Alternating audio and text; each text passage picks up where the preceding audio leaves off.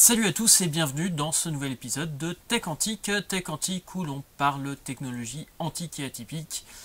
Et pour aujourd'hui, je vais juste parler d'un petit truc qu'on m'a parlé pas mal en commentaire et sur le Discord, puisque certains ont trouvé ce genre de Walkman sûrement mieux que le Walkman chinois que je vous ai présenté et qui se trouve partout maintenant. Il s'agit de ce genre de dictaphone qu'on trouve encore assez facilement pour pas très cher, une trentaine d'euros. Et je vais parler principalement de celui-là, puisque je vais en faire une vidéo et ensuite il va aller en papier cadeau, puisque ça va faire un petit cadeau de Noël pour un de mes neveux. J'espère qu'il tombera pas sur la vidéo avant Noël. Donc il s'agit ici donc du Sony TCM16. Donc il s'agit d'un dictaphone et non pas d'un Walkman, même si ça a la forme d'un Walkman. Il y a marqué aucune part Walkman et Sony indique Walkman sur tous leurs Walkman. Donc bien sûr, pour enregistrer de la musique ou en tant que dictaphone, il y avait les Walkman Pro. Mais en fait, cela était assez commun, notamment pour enregistrer des cours et ce genre de choses. Mais ils ont quelques différences avec les Walkman standards. J'ai choisi ce Sony tout simplement parce que ça fait plusieurs mois maintenant que j'essaye de réparer et je pense que c'est foutu. Ce Tamashi, qu'on trouve aussi assez facilement.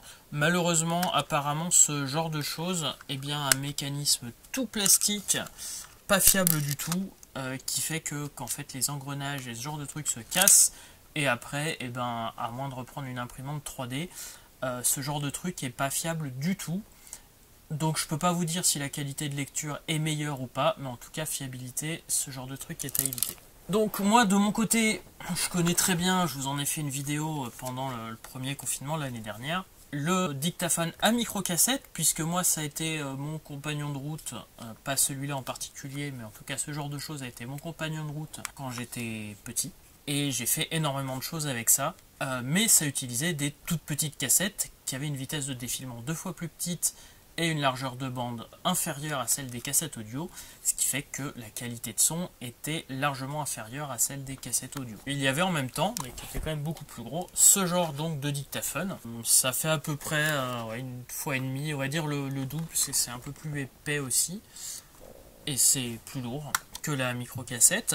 C'est un peu logique vu que la cassette fait aussi une taille beaucoup plus importante que la micro-cassette.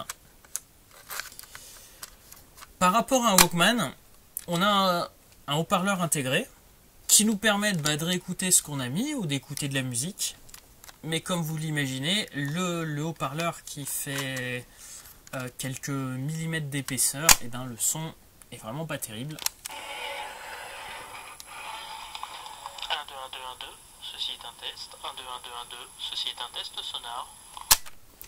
Pareil, celui-là a un micro intégré et pas de micro externe, ce qui est dommage puisque le son va être limité. Ceci est un test de son. Vous pouvez écouter, vous pouvez voir ce que ça donne.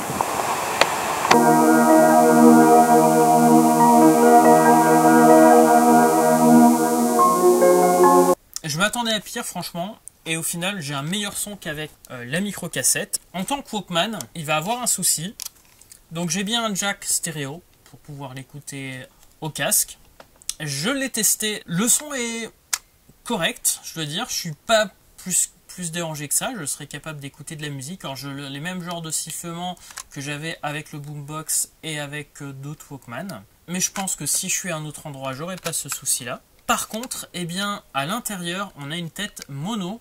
Donc c'est bien ce qui permet sur les cassettes bas de gamme type 0 entre guillemets, ou les cassettes qui sont un peu abîmées, comme celle-là, de pouvoir enregistrer de façon correcte. Par contre c'est un gros inconvénient, quand on écoute de la musique, c'est du mono, les deux canaux sont mélangés. Mais sinon, le son reste correct. Alors j'ai fait un petit test à l'instant, donc vous voyez le résultat en ce moment sur l'écran.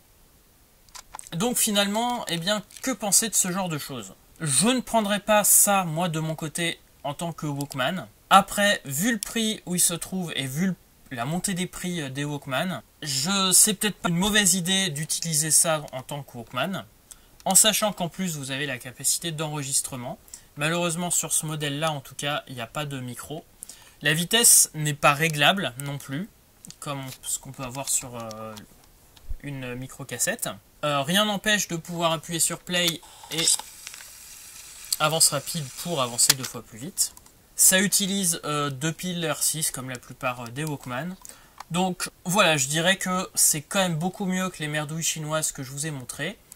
Ça reste pas extraordinaire, mais on a un petit compromis si vous voulez vous mettre à la cassette, que ce soit pour écouter ou pour enregistrer de la voix. Par contre, eh bien, vu qu'on n'a pas d'entrée ligne, ça reste pas terrible non plus pour enregistrer de la musique.